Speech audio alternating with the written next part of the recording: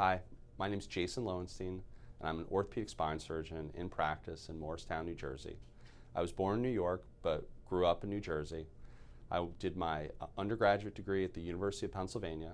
I went to medical school at the University of Pittsburgh, and then I went and did my residency in orthopedic surgery at Columbia University Medical Center. I then went down to Atlanta and did a fellowship in spine surgery at the Emory University Hospital and focused on adult and pediatric spine and scoliosis surgery. I focus on the treatment of children and adults that have spinal deformities such as scoliosis, kyphosis, and spondylolisthesis. My goal is to try to correct their deformities and try to straighten their spine as best I can to try to help patients get back to their normal activities of daily living. Many of my patients have also had previous spine surgery for scoliosis or spinal deformity and have additional problems later on. I tend to see these patients and try to work up exactly what the etiology is of these further problems and then try to help treat them to again try to get them to maximally correct their deformity, to get them to stand up straight, to get them to be able to go back to their normal activities with as little pain and as much function as possible. Revision spine surgery presents unique challenges because patients have already had surgery and there's often embedded scar tissue associated with the previous surgical approaches.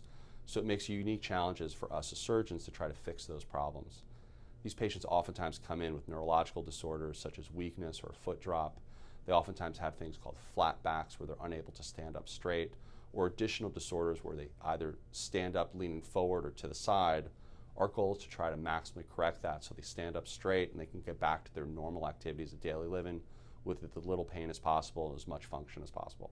Patients can get diagnosed with scoliosis at any age. It can happen to children, it can happen to adults. At any age, it's a scary and confusing situation. When I see patients who have a spinal deformity, my goal is to try to help them identify what's causing their problem and then come up with a treatment plan to help maximally correct their deformity and treat them in a way that helps them reach their individual goals.